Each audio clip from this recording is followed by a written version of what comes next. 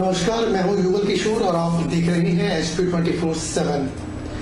बद्दी बरोटेवाला नालागढ़ में आए दिन नशे का कारोबार बड़ी तेजी से फैल रहा है, जिस पर अंकुश लगाने के लिए पुलिस पुरजोर कोशिश कर रही है, जिसके चलते आए दिन नशे के सौदागर पुलिस के हत्थे चढ़ रही हैं। ताजा मामला नालागढ़ के बगलेहड़ गांव का है, जहां पर पुलिस की एसआईओ की टीम ने गुप्त सूचना के आधार पर आरोपी के घर से 14 पेटियां देसी शराब की बरामद की है। पुलिस ने मामला दर्ज कर आगामी जांच शुरू कर दी है। जानकारी देते हुए नालागढ़ थाना प्रभारी श्यामलाल ने बताया कि नालागढ़ पुलिस एसआईओ की टीम ने गुप्त सूचना के आधार पर नालागढ़ के बगलेहड़ गांव में मेघनाथ के घर से 14 पेटियां देसी शराब की बरामद की है। थाना प्रभारी श्यामलाल ने लोगों से अपील की है कि अगर किसी भी क्षेत्र में कोई नशे का कारोबार करता है तो इसकी सूचना पुलिस विभाग को दें, ताकि नशे को जड़ से खत्म किया जा सके और सूचना देने वाले का नाम गुप्त रखा जाएगा। हम इसको बहुत सीरियसली ले रहे हैं। हमें पुलिस मुख्यालय से भी डीजीपी साहब के सख्त आदेश है इसमें कि नशे के कारोबारियों को बिल्कुल भी नहीं बख्शना है। जनाब एसपी साहब के भी सख्त आदेश हैं और इस कड़ी में हम लोग लगातार कार्रवाई कर रहे हैं। और अगर मैं कल का वाकया बताऊं तो जो हमारे एसआईओ इंचार्ज हैं इंस्पेक्टर मोहिंदर सिंह, इनको कल सूचना मिली है, कल पेट्रोलिंग पे थे अपनी पुलिस पार्टी के साथ, तो बगलेहड़ गाँव का मेघनाथ सन ऑफ नारायण दास, गाँव बगलेहड़, डाकघर पंजेरा कि ये शराब बेचने का अवैध धंधा करता है। तो जब इसके घर की तलाशी ली तो इसके घर से चार्ली संतरा, जो कि only for sale in Haryana 177 bottles मिली है। हमने एक्साइज एक्ट में मुकदमा पंजीकृत कर दिया है और इसमें जांच जारी है। और मैं आप लोगों के चैनल के माध्यम से ये बताना चाहता हूँ, लोगों से अपील करता हूँ कि जो भी नशे का कारोबार कर रहे हैं वो कृपया करके इसको बंद कर दें और इनके खिलाफ जीरो टॉलरेंस की कार्रवाई की जा रही है और आगे भी की जाएगी और बिल्कुल सख्त कार्रवाई की जाएगी इनके खिलाफ। शहीद अंकेश भारद्वाज के पिता बांचाराम सेवा से सेवानिवृत्त हुए हैं। उनकी इच्छा थी कि उनके बेटे की अंतिम यात्रा बारात के रूप में निकाली जाए। शहीद अंकेश भारद्वाज का राजकीय सम्मान के साथ उनकी पैतृक गांव सेऊ में अंतिम संस्कार किया गया।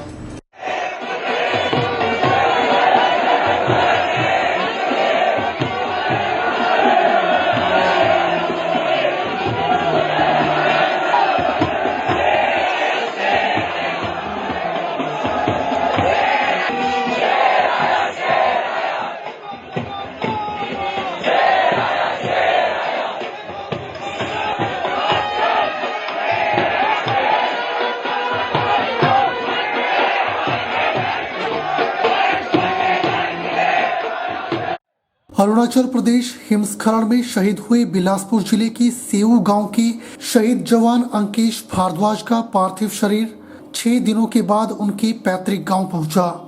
शहीद युवा अंकेश भारद्वाज की पार्थिव देह तिरंगा यात्रा के रूप में जब उनकी पैतृक गांव पहुंची तो हजारों की संख्या में युवाओं ने मोटरसाइकिल पर झंडे लगाकर अपने युवा साथी को भावभीनी श्रद्धांजलि अर्पित की। अंकेश भारद्वाज की अंतिम यात्रा में माता पिता और रिश्तेदारों ने बारात के रूप में बैंड बाजों के साथ अंतिम यात्रा में भाग लिया।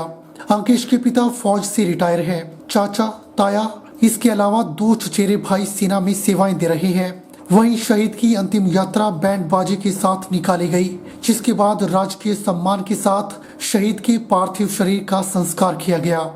शहीद के छोटे भाई आकाश भारद्वाज ने उन्हें मुखाग्नि दी और उन्होंने भी सेना में जाने की इच्छा प्रकट की।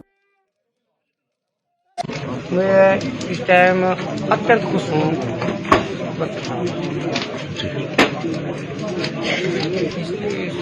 पूरे भारतवर्ष के नौजवानों को मेरा यही संदेश है ऐसे बहुत पैदा होते रहे, ऐसी बातें होती रहेंगी, चलते रहेंगे, अपना मनोबल कामना करें।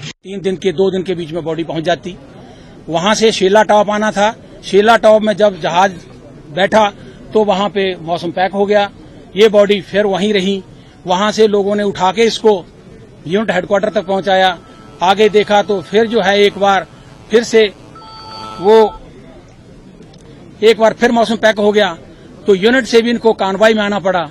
ये कानवाई जो है आगे लंबे टाइम तक कानवाई में चलती रही और तेजपुर में आके इनको रोका गया। वहां से हेलीकॉप्टर इनको जहाज मिला और काले बॉडियां जो है दोपहर को 12 बजे के करीब पठानकोट पहुंची और फिर वो यहाँ पर हमारे पास आई थी रात को, बट आज हमने इसका संस्कार जो है वो अपने जितना हमारा दिल था, जो हमारे दिल में तमन्ना थी, उस हिसाब से एक बच्चे को हमने विदाई दी है।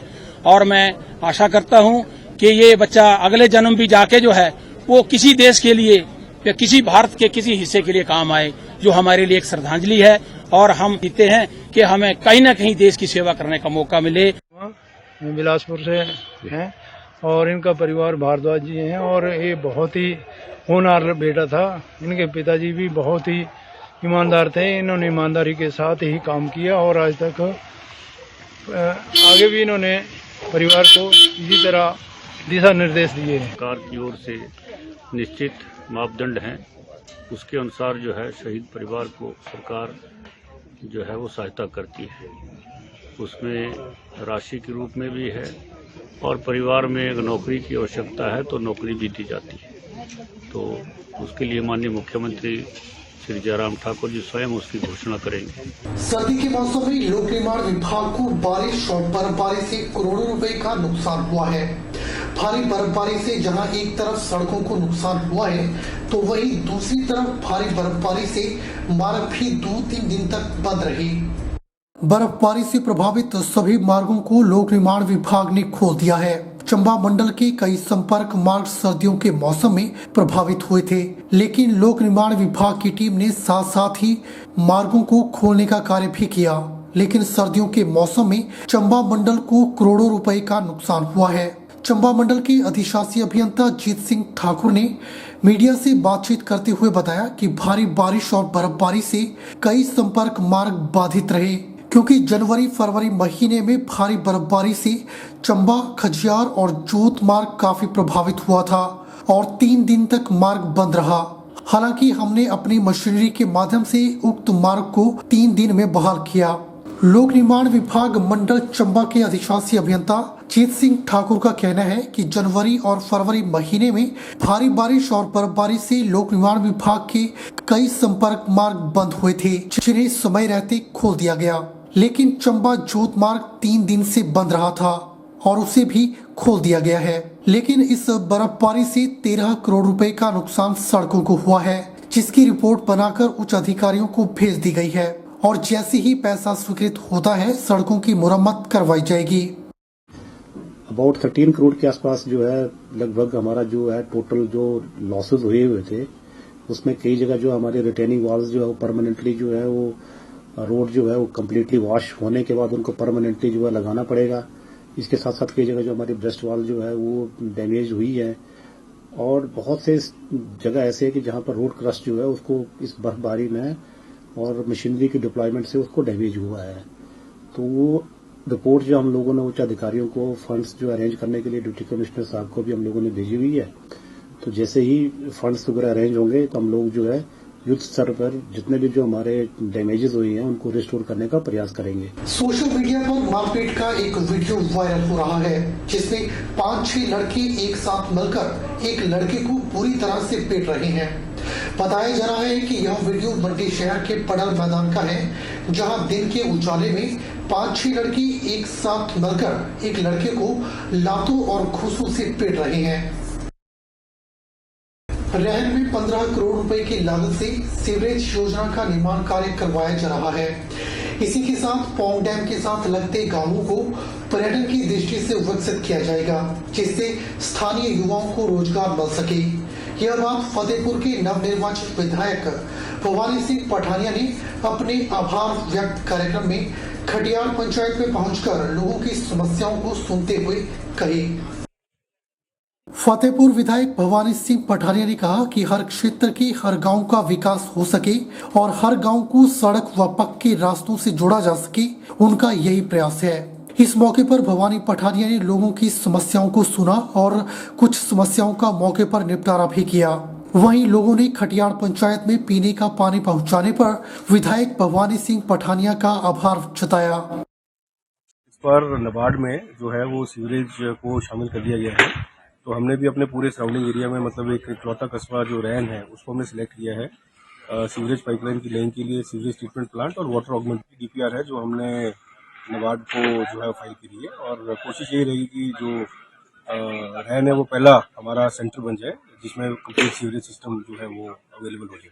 अभी तो मैं आपको बता ही रहा हूँ कि अभी 52 पंचायतें हैं, 52 में से आज 40 कवर हो जाएंगी। उसके बाद 12 पंचायतें अगले 7 या 8 दिन में कवर करके बजट सेशन से पहले पूरी 52 पंचायतों को कवर करके एक बार पूरा जो बजटिंग एक्सरसाइज है वो हम कर लेंगे। और बेसिकली देखिए, रोजगार के लिए जो दो हमारे मेन कार्यक्रम है, एक टूरिज्म के विकास का है और एक इंडस्ट्रियल एरिया के विकास का है, ये इसके ऊपर जो है मतलब लगातार जो है काम जारी है।